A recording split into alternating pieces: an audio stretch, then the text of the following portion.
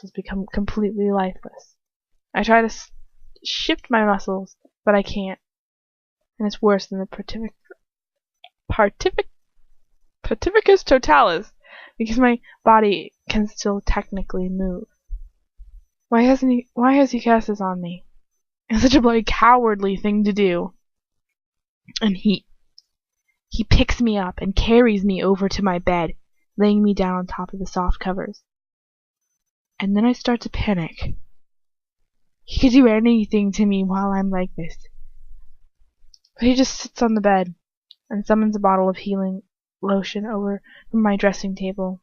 He dabs it on his face with his bare fingers, all over the new cuts and bruises he has no doubt inflicted on me in the last hour.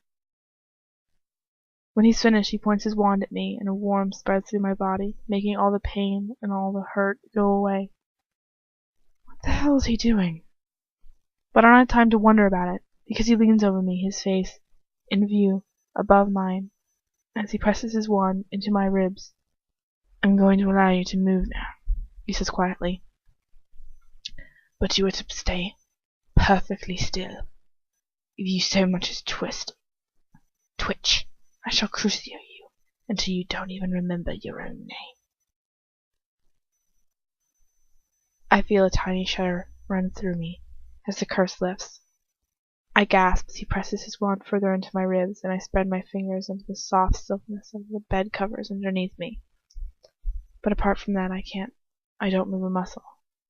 He's still leaning over me. A little magic means nothing, my blood, he says quietly, his face tight with anger. That you can perform magic doesn't give you any right to practice it. Your blood still renders you unworthy to perform even the most basic spells. Do you understand me? And I nod, because it doesn't matter anymore. He's not winning now. He knows that he isn't. Not that I'm winning, of course. He's far stronger than me, and he has his wand, and I can only do wandless magic when I'm pushed into it. Right now I only feel fear, the pain and the rage that pushed me on before. They're gone, to be replaced only with fear. And fear isn't enough. I can't feel any of that electricity pounding through me now. He presses his wand tighter into my ribs and leans right over me, his chest touching mine through our robes, and I can still feel his breath light on my face. I can't breathe or think. Please don't. His free hand brushes over my cheek. His fingers gently graze my face slowly. So slowly. I suppress a shiver. And then, oh God, he moves his hand down over my neck, down between my breasts, and further down my stomach. And, no, please don't. And then he reaches my stomach, and he shifts his hand sideways, rather than go down any further, and his hand eventually comes to rest on my hip, pressing it down into the soft mattress underneath me. Underneath us. I hold my breath involuntarily as he's holding me beneath him, his strong hand mercilessly pressing down on my hip, his wand still digging into my ribs. I don't think I need to remind you that I am the one in control here. His voice is so quiet, almost whispering, and I feel his hands strong on my hip, and his body pressing mine down into the bed. Oh no, I hate that. I hate all of her comments, they're so stupid. Okay, I'm absolutely terrified now, because I think he wants his control back, I know it. Do you understand that, my blood? He presses his wand harder into my ribs, and leans even closer to me, if that's even possible. I am in control, and there is nothing you can do to change that. I have power over you. I nod, tears of fear starting in my eyes. Right now you do anyways. But wherever you do, you know that I'm magical now. You know. But he doesn't do anything. He waits a few seconds after I nod, and then he gets off of the bed, stepping away from it, pointing his wand at me still. In any case, it is of no importance, he says coolly. After all, what is life if not a series of fleeting memories? What? No. He can't. He can. You coward! I whisper at Gretchen. Everything she whispers, I'm like, whispering? What is that? A muscle goes in my jaw. In his jaw. Never my jaw. Always his jaw. In his jaw. Believe what you like about me, Madeline, he says quietly. It is no consequence to me. He raises his more. No! Obliviate. I bolt up. I can't have been asleep, can I? I only close my eyes for a second. Wait a minute.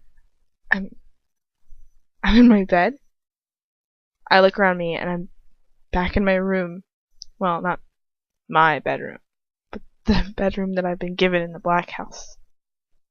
But when? And he's here, standing on the other side of the room, watching me, with a face devoid of expression. I've brought you back to your room, he says quietly. I believe that you have learnt your lesson, and I do not have any more time to waste on you. But I don't understand. When did you bring me here? Just now, he says. You were sleeping when I returned, so I brought you back here. But I don't remember falling asleep. Did I? No, without realizing it. I was just resting my eyes for a minute. Just after I'd finished food and he left me. After Ra had been taken out of the cellar by Dolohov. Why didn't I wake up? I ask blankly. He doesn't hesitate. Why didn't you wake up when I first brought you to this room after I locked you in the cupboard downstairs? I have ways of keeping you asleep when it benefits me. That is so creepy. That is a creepy thing to say. Be real, that is creepy. That's so creepy. I can't even hold. I have ways of keeping you asleep when it benefits me. Like, be real, Lucius. Don't be such a creep. Oh my god, if someone actually said that to you, what would it's so crazy.